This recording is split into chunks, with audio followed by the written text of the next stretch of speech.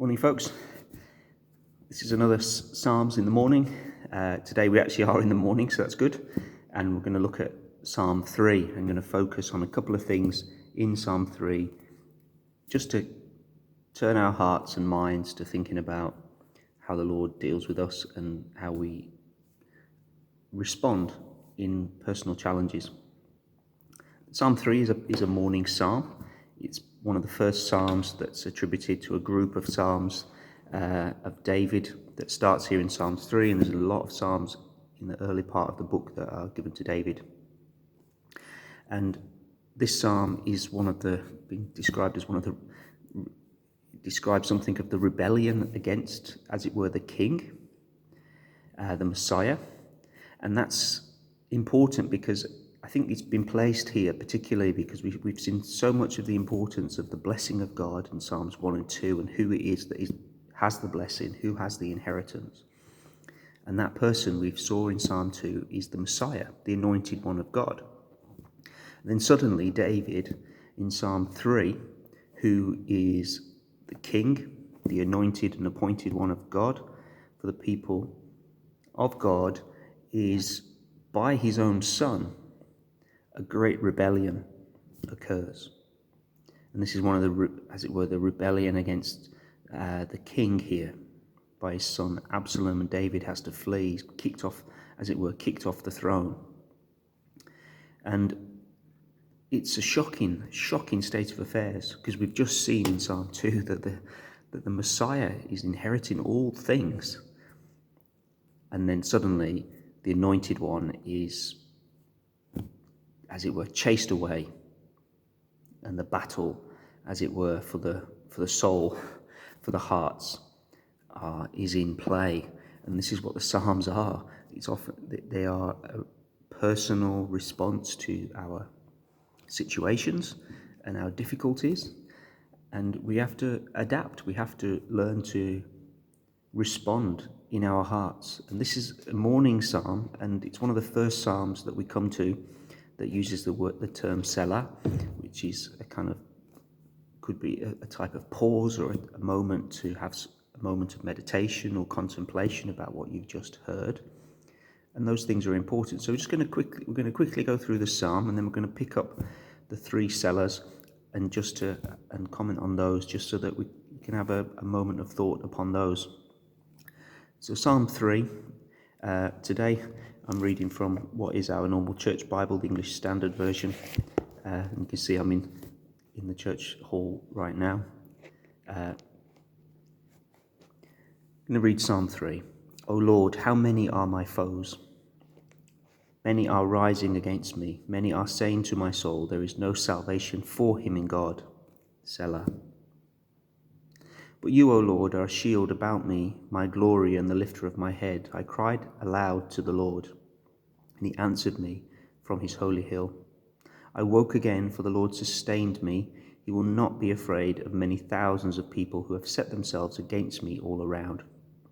Arise, O Lord, save me, O my God, for you strike all my enemies on the cheek. You break the teeth of the wicked. Salvation belongs to the Lord. Your blessing be on your people. Selah. It's a powerful psalm.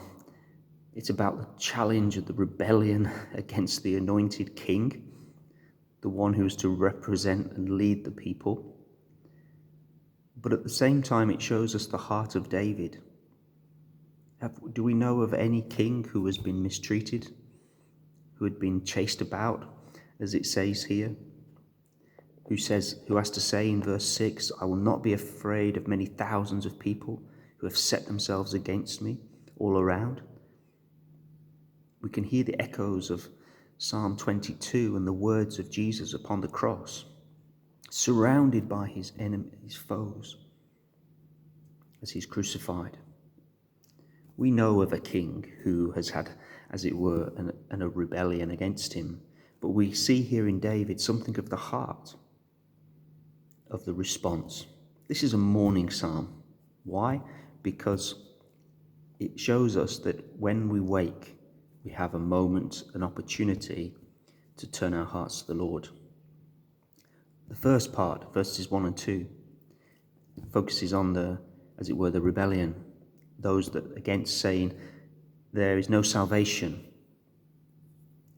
for him in God. Others people are saying that. We might in this moment think there's no hope. There's no chance. People might fear and say there's no hope, there's no salvation in God. And it tells us to pause and think about it. We have to deal with the reality in the situation. Don't hide away from it. But at the same time, we cannot let that bind us in our situations. Verse 3 and 4, but you, O Lord, are a shield about me, my glory, a lifter of my head. I cried aloud to the Lord, and he answered me from his holy hill, Selah. If you have something deep in your heart, some thoughts that maybe God isn't on your side, cry out to the Lord. Hear the psalm that he answers from his holy hill. He's not too far away. He's not too holy. He's not too extra special that he cannot answer you from that place. Take a pause, have a think, have a listen to it. Verse 5 and 6, in the moment of, as it were, understanding that yes, there is a rebellion against, it says, I lay down and slept. And this is what I really want to focus on now. I awoke again, for the Lord sustained me. Every day we wake up. Every day we have, as it were, sometimes you wake up, I woke up this morning and you think, oh, it's a new day. You can see the sun shining. And suddenly you realize, oh, I've got to work from home. I've got to do this. I've got to do that. We're in the midst of a pandemic. We're in the midst of a situation that is beyond our control. But we have opportunity to respond in our hearts. And this is how he responds. I will not be afraid of many thousands of people who have set themselves against me. I will not be afraid of what is out there.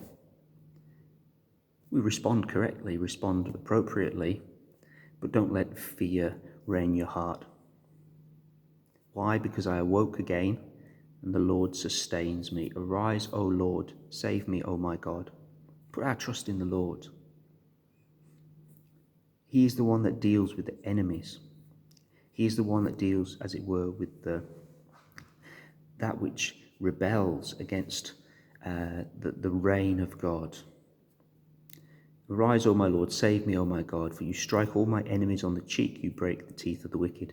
We have to leave the focus on the dealing with the rebellion to God, dealing with the crisis in the sense of the cosmic crisis, not this pandemic, the bigger crisis, where when you wake, is your heart in peace with God?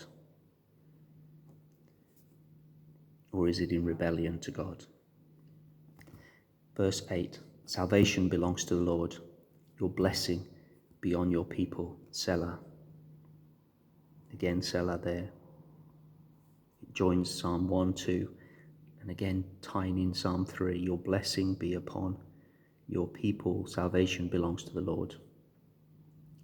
Wonderfully, we have opportunity every day, no matter how long this situation goes on for. We have moments of opportunity every day to understand as we wake, live each day to the Lord.